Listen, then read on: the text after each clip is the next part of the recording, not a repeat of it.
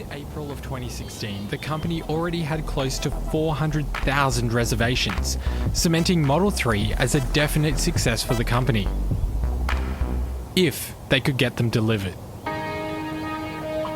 From Lawson Media, this is Supercharged, a show about power, conflict, and the people who are driving change. I'm Christopher Lawson, and this season we're exploring electric vehicles and how Tesla is forcing the entire automotive industry to move towards an electric future. This is episode 3, Production Hell. Why are we making electric cars? Why does it matter?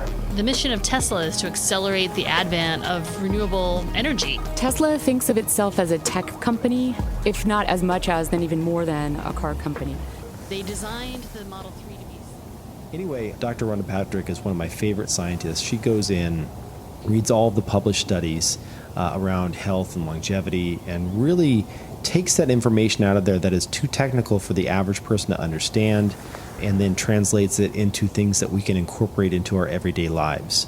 This is the best way to get your health advice, people. Like, doctors are always 4, 5, 10 years behind, except for some doctors like Peter Attia. But the average doctor is many years behind what the science is actually telling us to do. So if you want to know the latest and greatest, it's best to go to scientists. And thankfully, due to podcasting, Rhonda has a fantastic podcast and also a great website called foundmyfitness.com. She has been able to give us that direct link to scientists. And so she interviews a bunch of great scientists and really help us make better decisions earlier on. So, for example, in this episode, we talk about omega-3s and why they're not all created equally. And there's various... Reading an essay by... Who was it? Annie Dillard. Annie Dillard, okay. And in the middle of a sentence, she wonders out loud in this essay, there's so many people on the planet right now, and more all the time. I wonder if there are more people alive right now than have ever been dead. More people currently alive than have ever died in the history of humanity? That's the question. That's such a peculiar question. Well, of course it is. But think of it this way. Let's make two piles, okay? Uh-huh. Let's make a pile of all the people who have ever died and all the people alive right now. Which pile is bigger?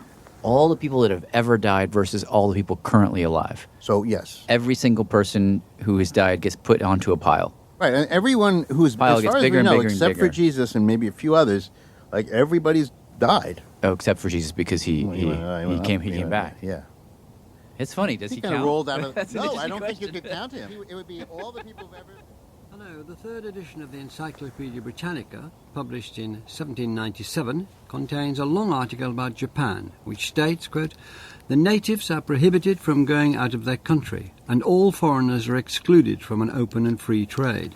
The Dutch and Chinese are shut up whilst they remain there, and a most strict watch is set upon them, insomuch that they are no better than prisoners." And when these words were first published, Japan had been effectively closed to foreigners for more than 150 years.